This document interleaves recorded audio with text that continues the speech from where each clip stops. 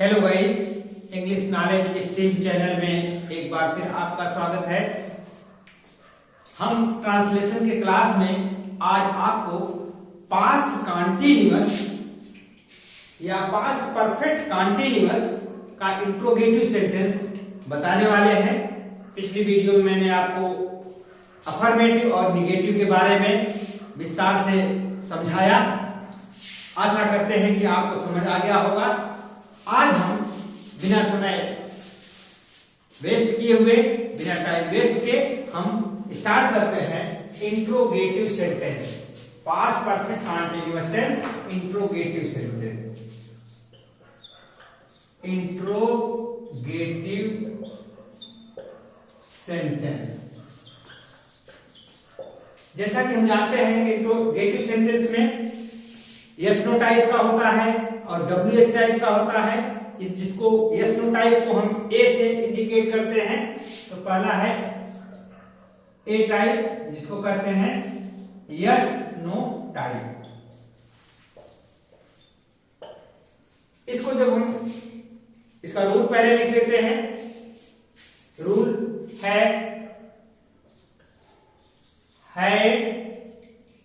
Plus सभी करता, है प्लस सभी करता प्लस बीइंग प्लस क्रिया में आईएनजी लगाते हैं।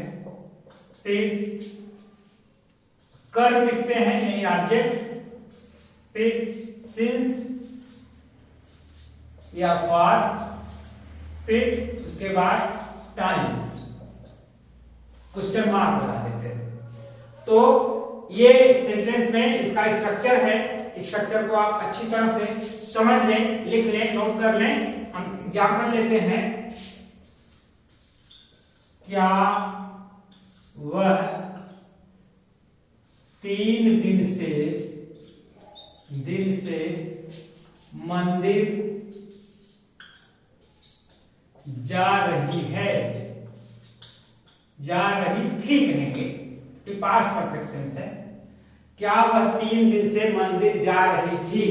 तो इसका जब हम अनुवाद करेंगे तो सबसे पहले हैड लिखेंगे, हैड, फिर वह, ये सिंगुलर नंबर है या प्लूरल कोई फर्क नहीं पड़ता, हैड सबके साथ लगेगा।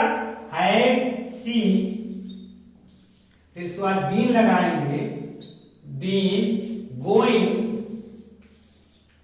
going to temple. अब 3 दिन अनिश्चित समय है, फॉर लगेगा, फॉर 3 days।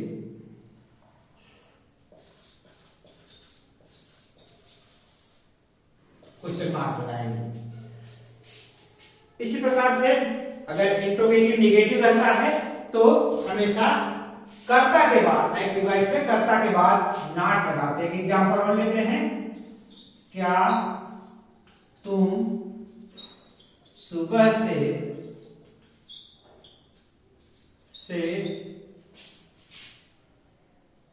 पुस्तक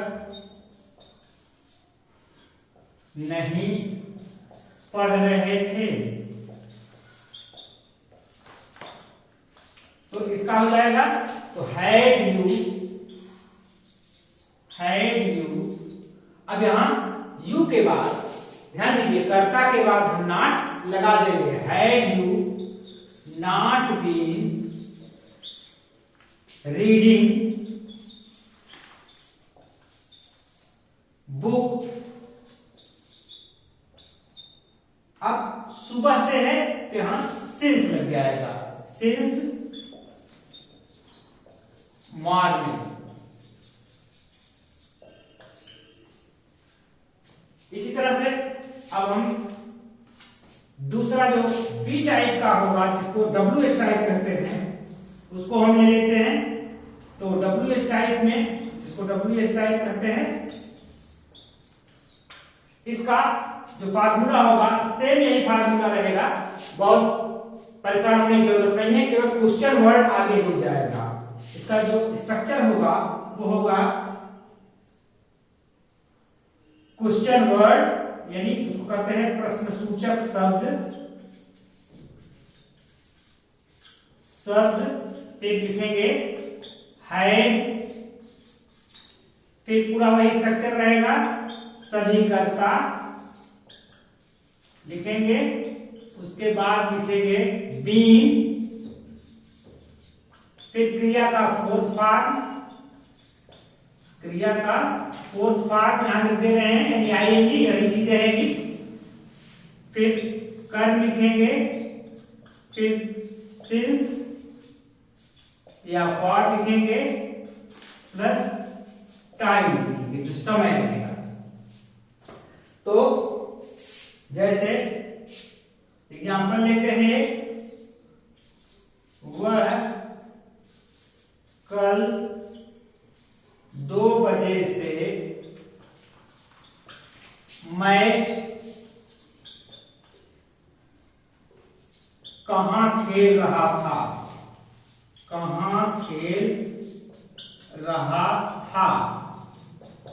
ध्यान दीजिए।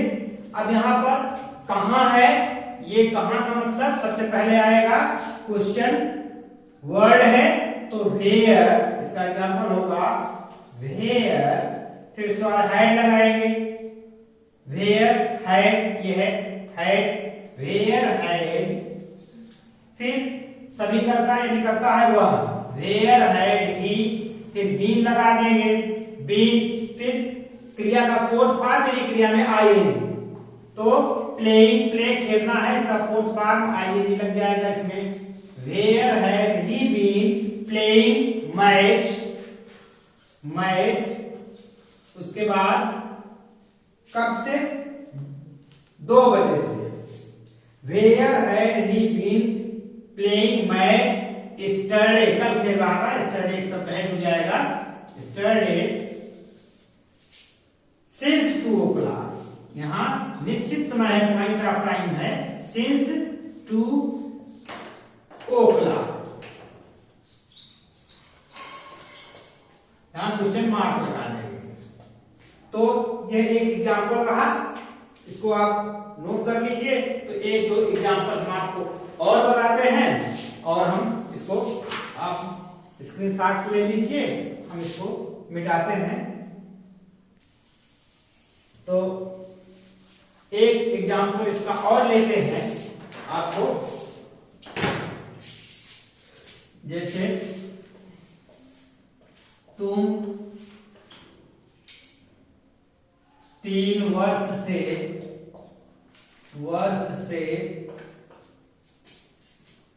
दिल्ली में क्यों रह रहे थे, यहां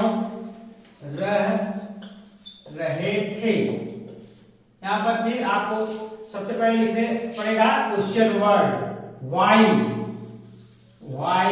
फिर उसके बाद अगली वर्ड लेंगे वाई हैड, फिर सब्जेक्ट है यू, बीन रहना, रहने के लिए लिव, आईएनजी जुड़ जाएगा, fourth form, why had you been living in Delhi,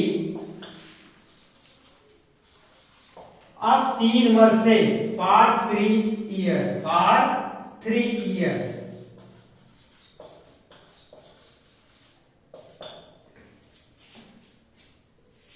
एक एग्जांपल और लेते हैं, हमें सन 2015 से हिंदी कौन पढ़ा रहे थे, तो अब यहां कौन, तो यहां लगाएंगे हु। अब देखिए यहां पर जो हु शब्द है, मैंने आपको कई बार बताया है, फिर बता दे रहा हूं, हु सब्जेक्ट का भी काम करता है। हु एक ऐसा क्वेश्चन वर्ड है, ये सब्जेक्ट का भी काम करता है। अब यहां देखिए हमें, अब यहां हमें सब्जेक्ट नहीं होगा, यहां who had been teaching Hindi, अब हमें टू अस सिंस, निश्चित समय है, सिंस 2015। यहां पर ध्यान देने की बात है कि अगर कौन क्वेश्चन वर्ड आता है तो वो सब्जेक्ट का भी काम करता है, उसमें कभी भी मत कंफ्यूजन करिएगा कि ये सब्जेक्ट हमें है, तो इसको ध्यान रखिएगा, माइंड करिएगा। एक एग्जांपल और देते हैं, जब इंट्रोगेटिव निगेटिव आता है,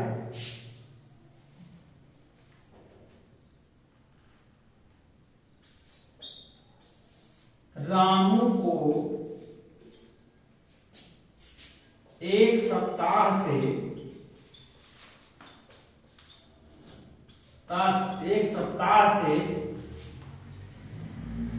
वह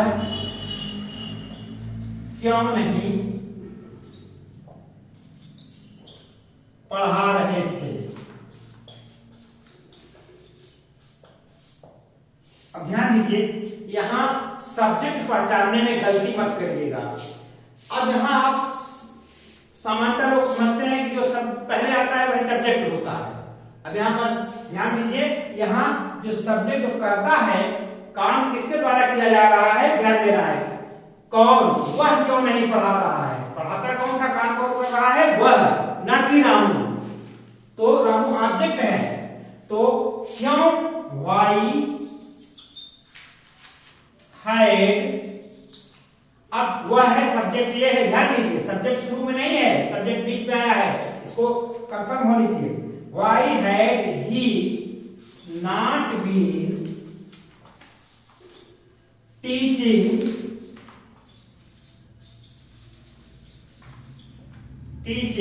किसे, रामू, टीचिंग टू रामू। अब एक सप्ताह से, फॉर 1 वीक,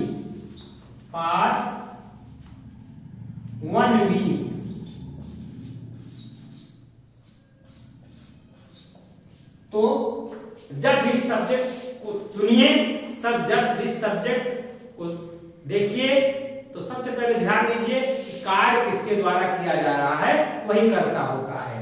इसीलिए मैंने इस सेंटेंस को दिया है आपको कि आप अच्छी तरह समझ लें कि शुरू में ही रामू को न लिख दें, रामू को सब्जेक्ट न मान लें।